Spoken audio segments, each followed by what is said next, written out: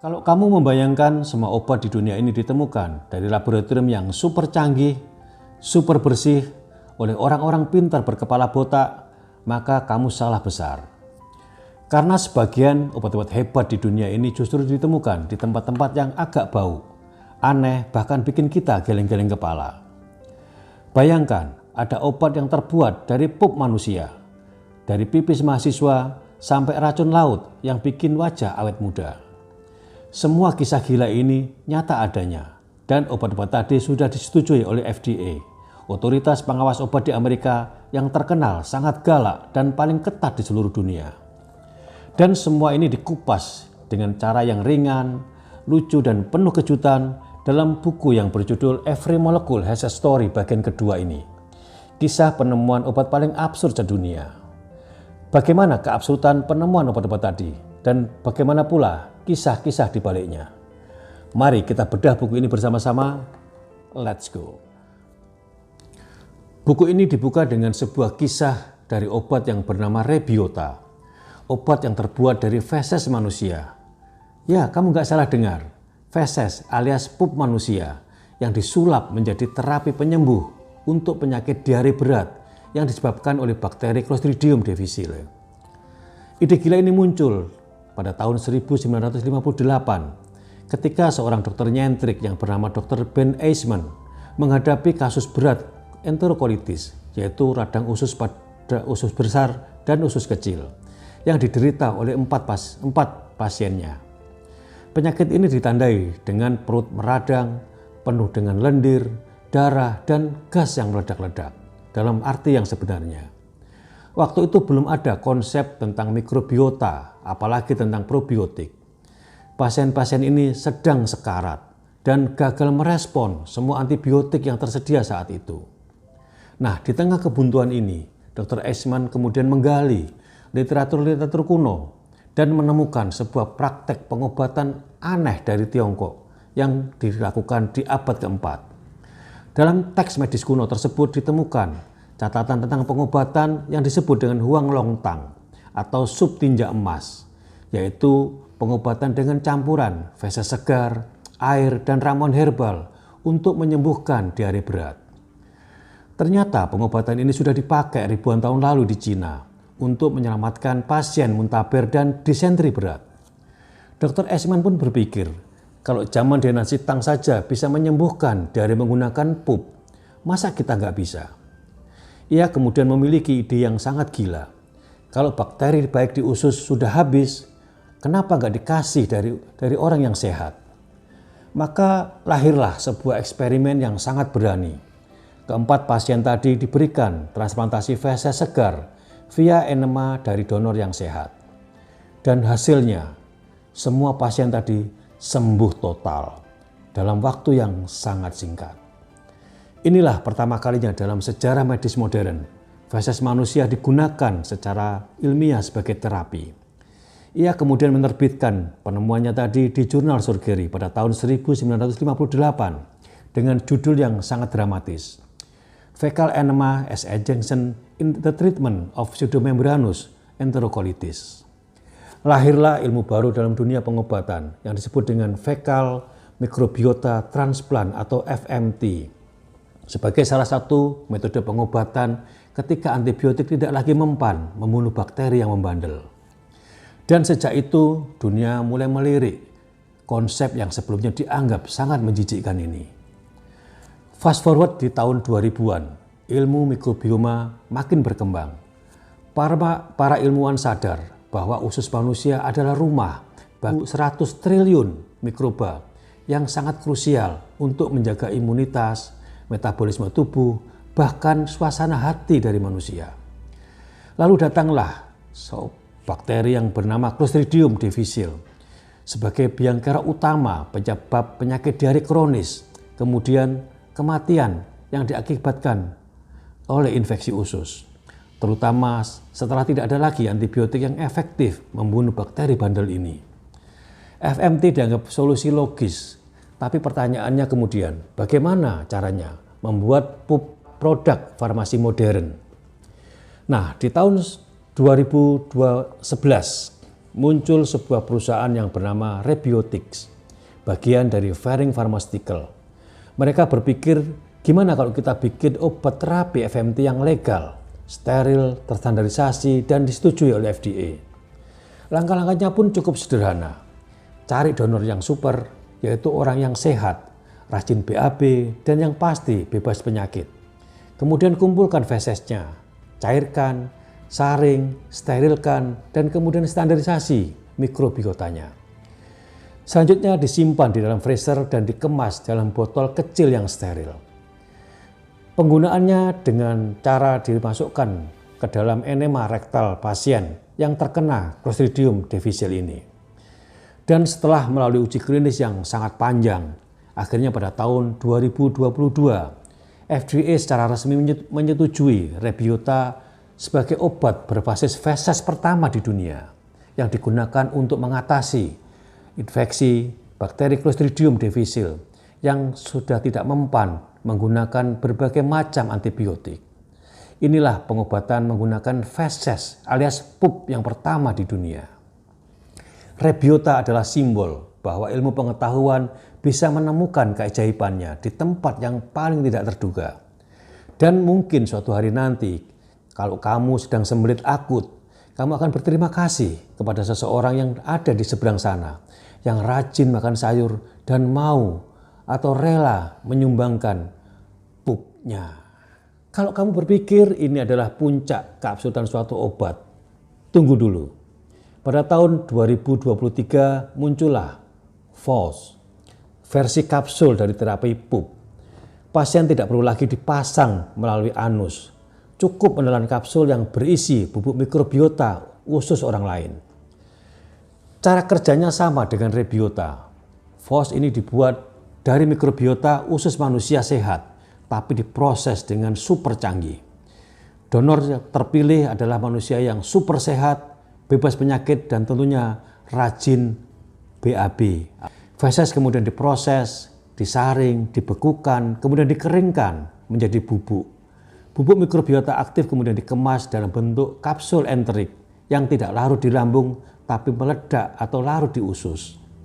Dosisnya cukup 4 kapsul per hari selama 3 hari. Jadi total ada 12 kapsul cinta yang harus Anda minum.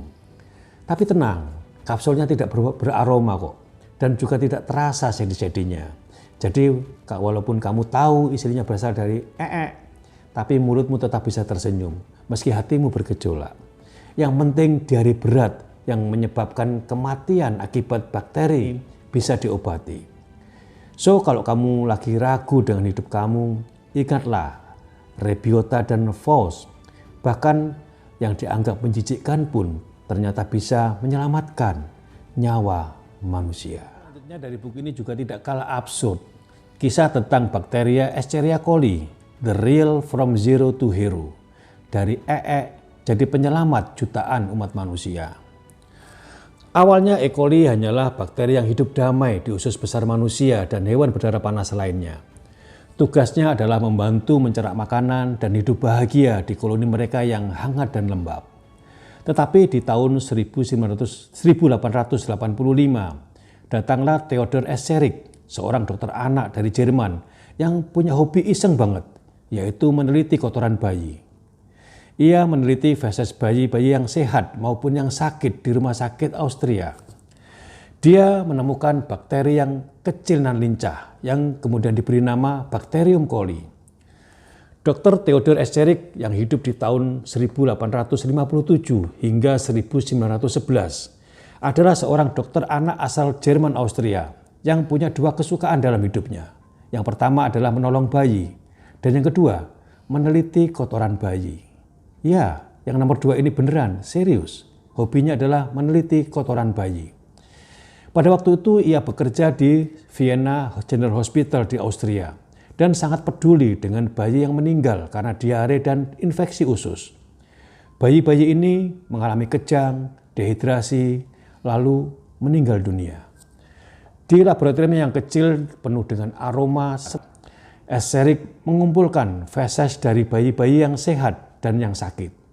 Ia menumbuhkan bakteri dari feses bayi di medium nutrisi. lalu mengisolasi koloni bakteri yang berbentuk batang, mencatat perilakunya, menguji respon terhadap pewarnaan dan fermentasi, kemudian menamainya Bacterium colicomunis. Ini adalah bakteri yang paling umum di usus bayi, pikirnya. Tetapi Dr. Escherick tidak tahu. Ia baru saja menemukan makhluk paling legendaris di dunia laboratorium. Pada zaman itu belum ada PCR, sequence DNA, apalagi mikroskop elektron. Jadi Dr. Escherick pun memurnikan E. coli dengan teknik yang klasik. Yang pertama adalah melakukan kultur serial. Ambil koloni, tanam berulang, dan berulang. Kemudian melakukan media selektif, di mana nutrisi yang cocok buat E. coli tetapi tidak cocok buat bakteri yang lainnya. Yang kemudian dilakukan uji fermentasi gula, karena E. coli sangat suka terhadap glukosa dan laktosa. Dan yang terakhir melakukan pengamatan secara mikroskopik dengan mencari batang gram negatif yang lincah dan kecil dan lincah. Ia tahu betul kalau bakteri ini selalu ada di bayi yang sehat, karena mungkin ia adalah bagian dari mikroba normal tubuh. Ini adalah lompatan logika revolusioner di zamannya. Dr. Theodor Escherick bukan hanya penemu, tetapi bapak angkat dari bakteri yang paling absurd dan bermanfaat dalam sejarah umat manusia. Bakteri Bacterium colicomunis akhirnya dikenal dengan nama Escherichia coli untuk menghormati beliau, sang bapak angkat bakteri kecil dan lincah ini. Ilmuwan kemudian mulai sadar bahwa E. coli sangat cocok untuk mainan genetika. Karena gampang diatur, gampang dikultur, gampang dipelajari, dan bisa dipancing untuk membuat keahlian baru. Akhirnya bakteri ini ditangkap dan dikembangbiakkan di laboratorium. Dan di tahun 1922 lahirlah E. coli K12 atau disebut E. coli K12, strain paling terkenal di dunia. Strain bakteri ini berasal dari tinja alias pup mahasiswa Stanford yang kebetulan kena wabah diare.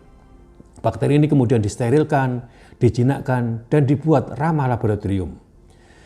Dari tahun 1940-an sampai 1950-an, para ilmuwan mulai jatuh cinta pada E. coli karena bakteri ini sangat mudah dibudidayakan di laboratorium.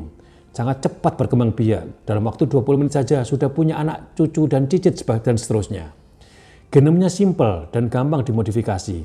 Dan yang paling penting, E. coli nggak banyak drama, nurut, gampang diatur, dan mudah dikembangbiakkan. Akhirnya ia pun resmi menjadi maskot rekayasa genetik. Dan puncaknya adalah di tahun 1978 ketika para ilmuwan gila yang berasal dari Genentech berhasil menyisipkan gen manusia penghasil insulin ke dalam E. coli dan menghasilkan insulin. Sebuah rekayasa genetik pertama di dunia yang diberi merek namanya Humulin, insulin rekombinan pertama di dunia. Dan sejak saat itu manusia tidak lagi menggantungkan hidup kepada pankreas dari babi maupun sapi untuk menghasilkan insulin. E. coli resmi menjadi pabrik molekuler pertama di dunia. Dan sejak saat itu dari E. coli, ilmuwan kemudian berhasil mengembangkan berbagai macam obat, termasuk insulin, GSFS untuk kemoterapi, interferon, growth hormone, aneka obat kanker, anemia, bahkan hormon kesuburan. Bakteri yang dulu dianggap kotor ini kemudian disulap menjadi pabrik protein bernilai miliaran dolar. Bahkan ada banyak sekali penerima Nobel yang harus berterima kasih kepada bakteri yang berasal dari ini. Kadang jalan menuju Nobel dan miliaran dolar dimulai dari Buku ini juga membawa kita kepada kisah tentang obat yang bernama urokinase, obat pelarut gumpalan darah yang ditemukan dari air kencing mahasiswa. Bayangkan suasana laboratorium di tahun 1950-an. Para peneliti menampung galon demi galon urin, kemudian menyaringnya dan menemukan enzim penyelamat nyawa dari cairan yang biasanya kita buang begitu saja. Pada puncaknya, produksi 1 gram urokinase membutuhkan 5.000 liter pipis. Ilmu pengetahuan memang kadang tidak tahu malu, tapi hasilnya luar biasa. Kemudian ada kisah tentang EPO, eripoetin, hormon pembentuk sel darah merah yang juga pertama kali dimurnikan dari pipis manusia. Dalam buku ini digambarkan bagaimana perjuangan ilmuwan di Chicago yang mengumpulkan 2 juta liter urin demi mengekstraksi beberapa miligram EPO murni.